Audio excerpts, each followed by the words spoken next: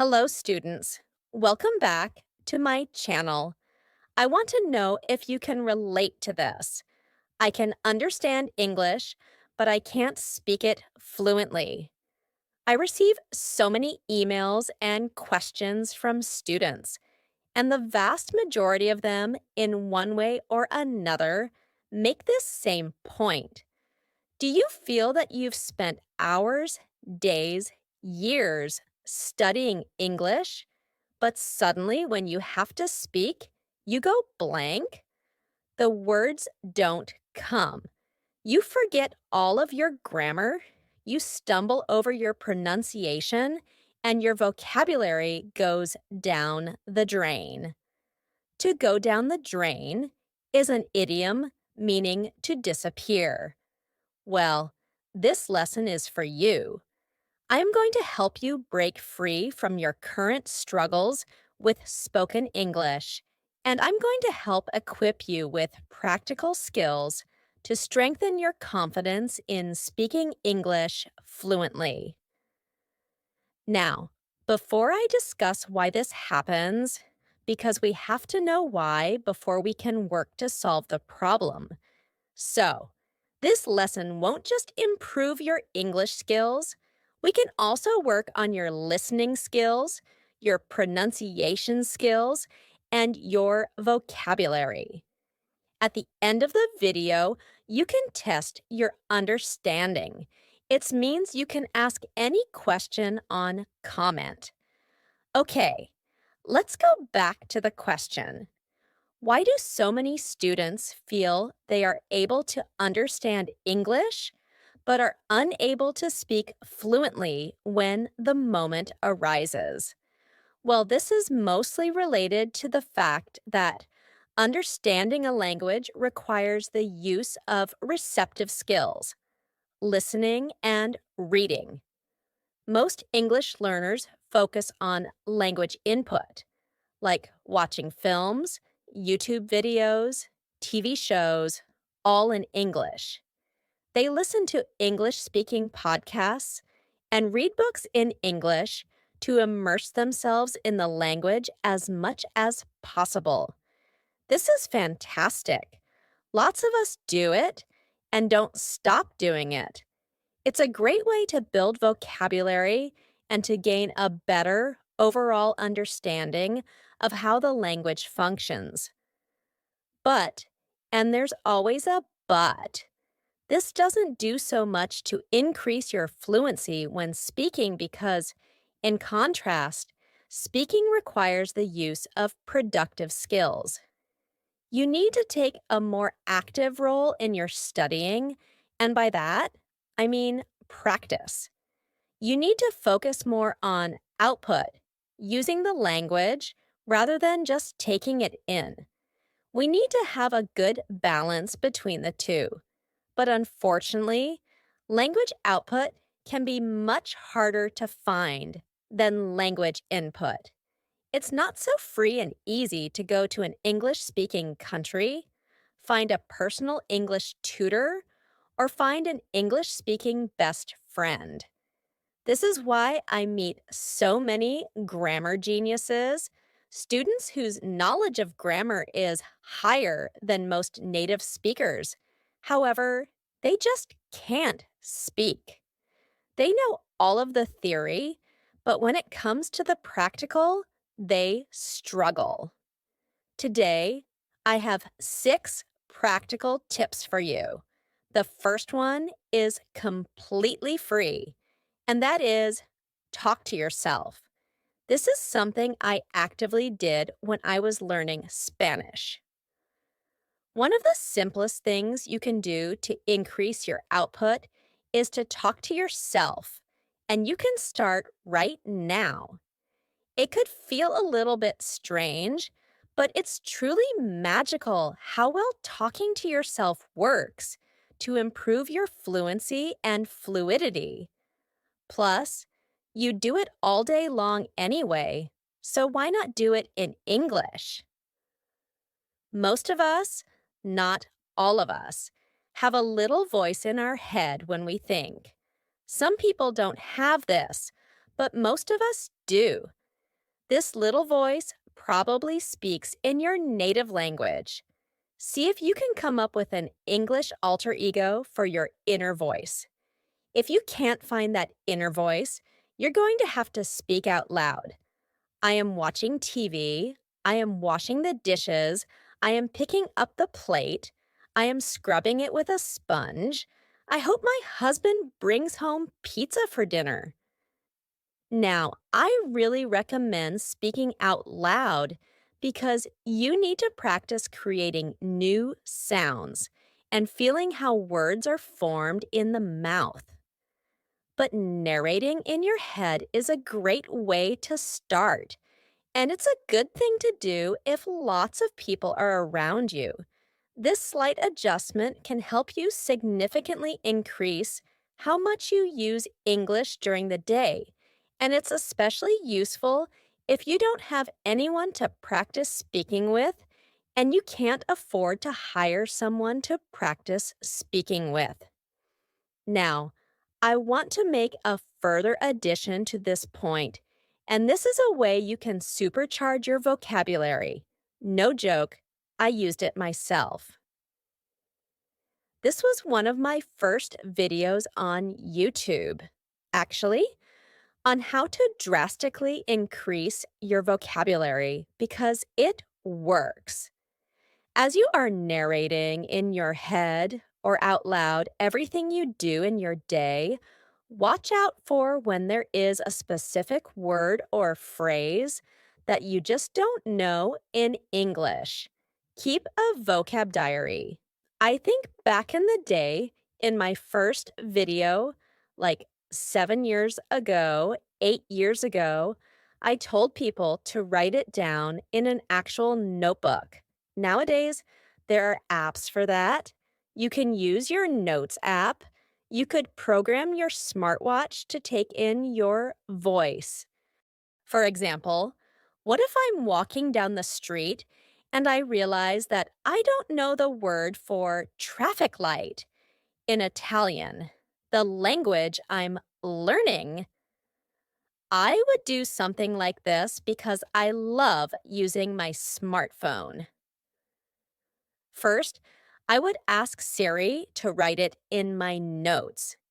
Hey Siri, write traffic light in my notes. Easy as that.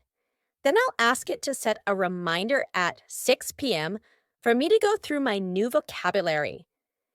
Hey Siri, set a reminder at 6 p.m. tonight to translate and review my new vocabulary. Okay. Okay, I've added it. Beautiful. So tonight at 6 p.m., when I've got home, I'll get a reminder to go through the new vocabulary I've added today. I haven't had to type a single thing. It's been such low effort, but I know that every day I'll be expanding my vocabulary with the words around me that I'm actively noticing that I do not know in English or whichever language you're learning. After that, you need to practice using these in sentences out loud. Okay, that's my free, super accessible way of increasing your English output. Now let's move on to tip number 2. Talk to a tutor. But this one is incredibly important. Why is talking to a tutor better than talking to yourself or talking to another English speaker? 3 things, in my opinion. You can say to a tutor how you would like the conversation to go, and you can reenact situations in which you felt you failed in the past. Maybe someone at a networking event asks you what you did for a living, and you stumbled over your words, got flustered, and just gave a really oversimplified version of what you do, a version that did you no justice. When you hire a one-on-one tutor, you can run through those exact situations so you never have to struggle like that again. The next 2 points are really important too. Corrections. You want someone who fully understands the English language, who can accurately correct you when you make mistakes. That might be your grammar, vocabulary, pronunciation, or more importantly, whether you are speaking clearly and naturally. I don't recommend aiming for absolute perfection. Instead, you want everyone to understand what you're saying. And number three, you're in a safe space with a tutor to request feedback, to make mistakes. You're not going to be ridiculed. You're not going to feel embarrassed. A personal tutor is someone who experiences mistakes with English learners all the time. It's literally their job. And because of all of that experience, they can give you targeted advice to make quick improvements. Now let's think back to our school days. We all had a teacher that we didn't like. We didn't like them. They didn't like us. We didn't get on. I had multiple teachers like that. Some of them absolutely should not have been teaching children when they so obviously hated children. So, for many students, the fear of finding the wrong tutor gets in the way of actually finding the right one. Because, unlike school, this is something that you are personally paying for. You're making an investment. So, to spend an hour with a teacher that you end up not liking, that's an expensive mistake. Now, here's where I think I've got a really good solution for you in more ways than one. Two ways, actually. Have you ever heard me mention LanguaTalk before? This is a company that I liked so much, I decided to become a part of it. So technically, I'm sponsoring myself here. I truly think that LanguaTalk is the best online language tutor platform, and this is how it relates to this lesson. When you first start browsing through the English tutors on the platform, firstly, you can rest assured that they are of incredible quality. LanguaTalk has an incredibly strict screening process. Well below 10% of applicants get accepted onto the platform. Then, you can filter by their availability, the country they're based in for time zone, the price per hour to make sure it fits with your budget, and also your motivation. Whether you're learning for your career, because you're moving to a country, or because you want to pass a specific exam, then you'll see all of your suitable tutors appear. And every single one of them has a video, so you can go through your own filtration process and make sure that it's someone you will connect with. Then you will see this button here, and this is really important. Nearly all of the tutors on LanguaTalk offer a free trial session so you can make sure you're right for each other. That completely eliminates the risk of paying for a session with someone that isn't right for you. Then, if you want to be extra sure, I'm giving you a $10 lesson credit for free. Okay, tip number 3 involves writing. One of the best ways to get yourself prepared for speaking in any situation is to write down what it is you would like to say before speaking. Take time to write out all of the sentences you plan to say, and then practice saying them aloud. Now, I don't expect you to carry a notebook around with you and write down everything you want to say before speaking. That's just impractical. But this is an exercise that can be added to your daily English practice. The best way to approach this is to think about situations and potential conversation topics, especially those that interest you. because learning English should be fun. Also, think about questions or opportunities you get frequently. In English, we use the term elevator pitch. This refers to trying to sell something to someone that you've met in an elevator. That's American English. It would be lift in British English. You've only got a limited amount of time, so you've got to get the message across quickly and efficiently. Try to think of elevator pitch versions of your most frequently received questions. I'm thinking of ones like, "Where are you from?" You might say something like, well, you can probably tell that I'm not from here. I was actually born in Italy, but then I moved to France at the age of 4. I went to college in the US, which is why I speak with a slight American accent. Write it down and practice it because you know you're going to get asked a lot. Another one is, "What do you do for a living?" Or, "How did you learn English?" You can begin with simple conversation questions and gradually increase the difficulty level. This will help to build your confidence and improve your fluency over time. C. I'm not very good at giving strong opinions, so sometimes if I'm going to an event where I know I'll be asked about a hot topic that's quite divisive, I do prepare in advance. It helps me to feel more relaxed or less anxious. I'm not somebody who can just give an eloquent opinion piece straight off the bat. Straight off the bat means immediately, with no preparation. Hence, we need preparation, written preparation.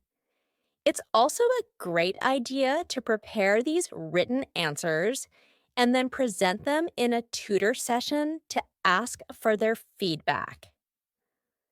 So many of my students have come to me with things that they frequently have to defend, almost like why they are fasting during Ramadan. That's one question that my students get a lot.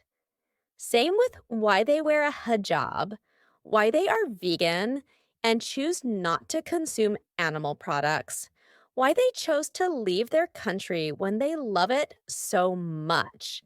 There are loads of really difficult questions that you might want to take a step back and think about to be able to give a true answer that you're really proud of and comfortable with.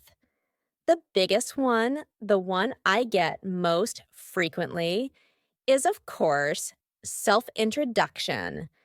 I have an entire video about this that I will leave below in the description. In that video, I explain all of the necessary steps for preparing notes to introduce yourself confidently and fluently. Okay, number 4.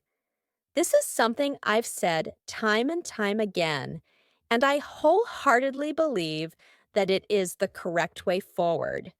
Focus on fluency, not perfection, or not accuracy. Fluency over accuracy every single time. You need to be understood, not applauded as a grammar genius. To me, this means that you need to start to feel comfortable making mistakes. If you avoid speaking with people out of fear of making mistakes, you're going to have nothing to learn from. You're starving yourself of opportunities. No one wants to make mistakes. It's embarrassing, and it can cause us to lose confidence. Learning and speaking in another language is a very personal, sensitive topic. But getting out of your comfort zone and making mistakes while speaking is genuinely one of the best things you can do to improve your fluency. And if you can, not everyone can, but if you can, try to have a sense of humor about it. See this as an opportunity to laugh with yourself, not at yourself. Some of my best anecdotes in Spanish come from the mistakes I made while learning Spanish. I love those stories. They're so special to me. They're great ones that I can get out at any dinner party when speaking in Spanish, and I can have the entire room laughing. I chose not to be embarrassed in the moments where I made those mistakes. I chose to take a step back and laugh at the hilarity of the situation. Now, I understand it's not that way for everyone. I learned Spanish because I wanted to learn Spanish. I liked Spanish. I liked learning it. But lots of people learn English because they feel they have to. They cannot progress in their life until they have acquired the skill of speaking English. So I understand how it's a bit harder to laugh at yourself when you don't even want to be learning the language in the first place. So, at the very least, see it as an excellent learning opportunity. And the good news is that most English speakers and other English learners are usually pretty willing to help when you need it. You just have to ask. If I talk to a non native speaker and they make lots of mistakes, I will not correct them unless they ask me to. So, if you do want those corrections, you can say, by the way, if I make a mistake, you can let me know. And then to go back to point one, I really suggest that you keep a notebook or your smartphone ready to take notes whenever you receive a correction or just after you receive the correction so that you can review the information later. Number 5 is not for everyone, but it works really well for some students, and I've seen it in action, and it's awesome. It's shadowing. Shadowing means copying other English speakers. It's imitation. When you are purposefully learning new words or just casually watching a video, repeat what you hear. You don't need to be thinking about sentence structure or verb tenses or grammar in general. Just repeat the words and sounds. By repeating the words and phrases, you're activating your mind so that you can obtain new information, understand the speaker more easily, and improve muscle memory for forming words and practice natural word stress and pronunciation. I've noticed a few of my students involving me in shadowing. They listen to the video and then they try to repeat exactly what I say in the exact way I said it. Again, it's not for everyone, but it's really effective. If you do want to try it, it's a big topic. So let me know if you would like a lesson on shadowing where I can guide you through it. And I'd be more than happy to put that together for you. Just let me know. If there's no interest, I won't bother. And number 6, this one is fantastic. It's something I make all of my students do at the start of our pronunciation courses. It is to record yourself speaking. Have you ever heard a recording of yourself speaking in your own language and felt really surprised at how you actually sound? I had this. Used to make radio shows when I was a child, recording onto tapes, so vintage, and then CDs. Yeah, CDs after. And I was amazed at how different my voice sounded. I always thought I sounded much posher than I felt. And this disassociation with your own voice and the way you sound is really important when learning another language. I felt so embarrassed, and I cringed a lot at how formal and so British I sounded. But now I feel really confident. I know exactly what I'm going to sound like. It's no surprise to me. I also sometimes review my videos and think, I was speaking a bit quickly there, or I was speaking far too quietly, or I mispronounced this word without realizing it. I really think it's important for you to record yourself so that at the very least, you start to become comfortable with how you sound. Then, you can also start noticing things that you can improve on. Additionally, it's a fantastic benchmark because where you are now is hopefully going to be the worst you'll ever be. Your English will only get better as you study more and more. Hopefully, in a year's time, you can play the recording that you'll surely take after this lesson and think, oh my word, bless me. I was trying so hard, but I've improved so much since then. In my pronunciation program, we invite the students to read a text featuring the majority of the sounds in English and the features we teach in the program. They record, they can post it in the group, or they can keep it privately, and then they record again at the end of the 12-week program to notice the difference. This is so important because sometimes you improve without realizing it. So, this is my little challenge to you, and it includes point 3, actually, which involves writing down your frequently asked questions. Choose a frequently asked question, probably your self introduction, or what you do for a living. Record yourself reading it, save it somewhere where you know you'll be able to access it again, and then set yourself a reminder for 1 year from today. In 1 year's time, I'd like you to record that same text again and see how much you've improved. Then, will you promise me one thing? You will come back to this video in 1 year's time and let me know whether you noticed a difference. Okay, that is it for today's video. That was a long one.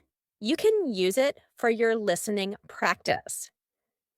Very important for testing or if you've truly retained what you've learned. I will see you soon for another lesson.